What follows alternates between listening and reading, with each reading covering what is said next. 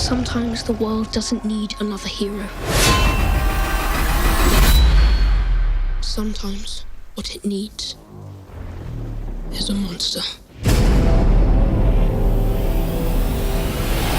Hello, welcome to What the Flick. Christy, William, Tim Gerson, and only you have seen Dracula Untold. I went and saw Whiplash last night. I think I chose better. Yes, if you can see only one movie this weekend, do not make it Dracula Untold.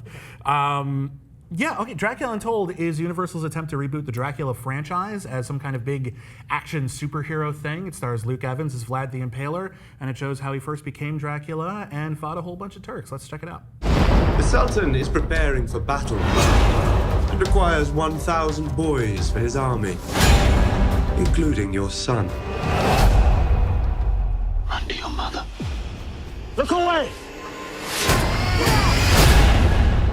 I have been waiting an eternity for a man of your strength to arrive.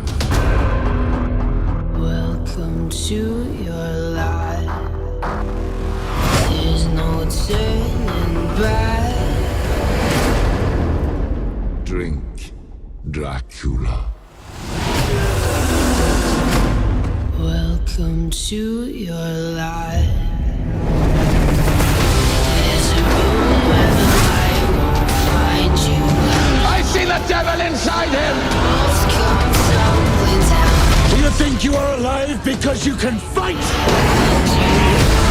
You are alive because of what I did to save you! Does he ever disco dance at any point? No, this isn't Once Bitten. I wish it was. Or Love at First Bite? Oh, Love at First Bite. I go Once Bitten, I think, because. I want sexy disco dancing Dracula. Is this he? This is not. He does go shirtless like a fair number of times. Like this movie, I think knows what its target demographic is. It doesn't know how to give them a good movie, though. It's not terrible, but it's really perfunctory. Like every character, with the exception of Dracula, exists to be a plot point. I'm your wife, I'm beautiful, and I support you. Well, I'm gonna feel bad if you die. I'm your son, I love and respect you. Well, I'm gonna feel bad if anything happens to you. I'm your general. I'll be around. Okay, great, thank you for that. Dominic Cooper is in this movie as the bad guy. He's barely in it. He's such a good actor. He's always a bad guy. Yeah, and like they have this thing where it's like they were raised together in Turkey when like Vlad the Impaler was like a royal prisoner, some sort of diplomatic thing. And so they're supposed to be like brothers, and they have coffee together once, and then that's it. And like, what a waste. The idea for this movie, I think, is solid. I think there's a historical epic about Vlad Tepes that could have been very, very, very cool.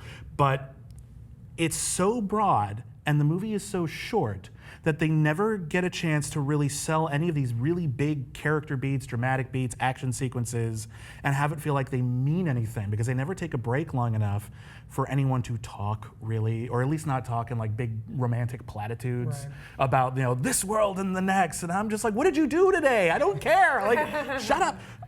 Some of the action is kind of cool. There's a lot of video game inspired Castlevania action scenes where Dracula is like killing like 100,000 guys and turning into bats and flying around the battlefield. And all that is great, but it's not worth the price of admission because there is no reason to care about the story. It's very, very clear that Universal is trying to get their own franchise going here because they have all the Universal monsters and everyone loves them and they're all tragic anti-heroes with superpowers.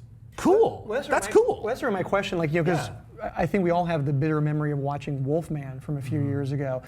Is there, I'm wondering this if isn't as good as the Wolfman.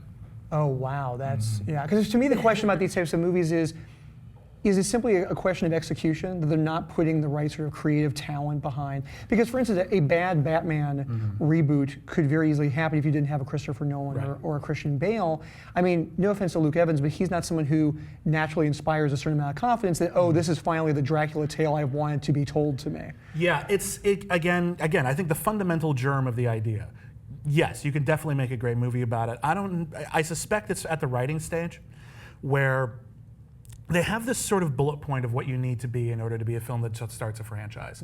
But they only looked at the surface, and they didn't look at the fact that the reason something like Iron Man worked or The Dark Knight worked is because you really thought about the details, you really made the world lived in. Every single person is a character, and they matter, and they have opinions and interests, and they behave differently than other people.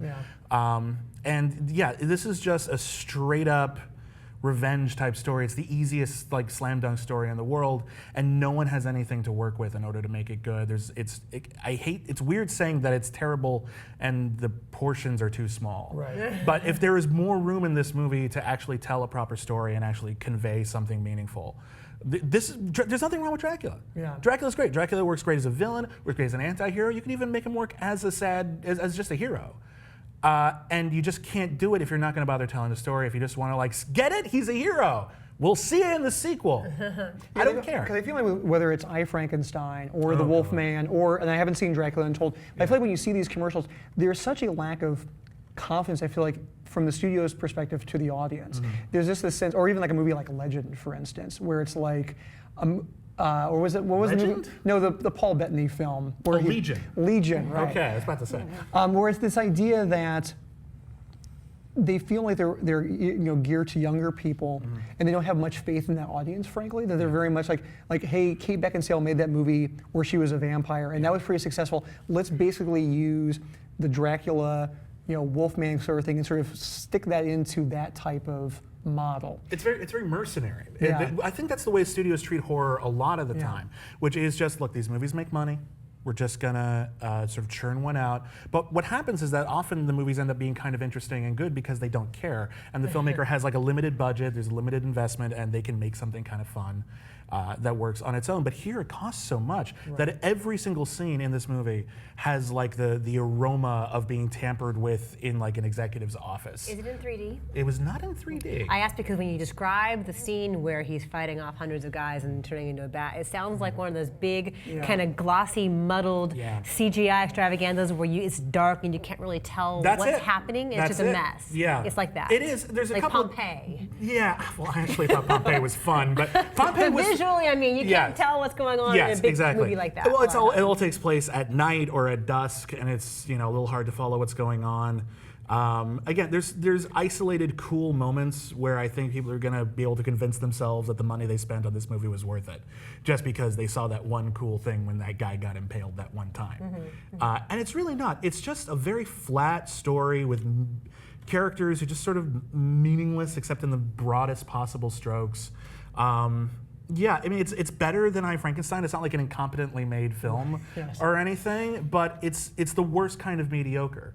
It's that mediocre where, like, 5 minutes after the movie was over, I was talking to people and they were just like, oh, wait, what did we just see? Right. Like, literally, they'd forgotten what they had just seen. That is how empty this is. It doesn't inspire ire. It doesn't inspire love. It doesn't inspire excitement. It's just sort of, Which I think is the worst way to do a reboot, because it feels like It's worse to do anything. But does it feel like it's like, well, this is good enough? Yeah. It'll do enough. Whiplash. It'll do Whiplash. it'll do well enough overseas. It'll Yeah. make enough money back. It's fine. yeah, but if you're trying to use this to start a huge franchise, this is the opposite way to do it. You can't do that while making people not care. So what's your number? 5, which for me Is it a 5? It was. Oh, I think I was going to give it a 5. It's a 4.5. It's 4.5. mediocre, but erring on the side of crap. It is at 28% on the tomato meter, so I say watch one of the Twilight movies instead. It's all the Twilight movies are better. I'm not even kidding. And there's your blurb. Yeah. Bye.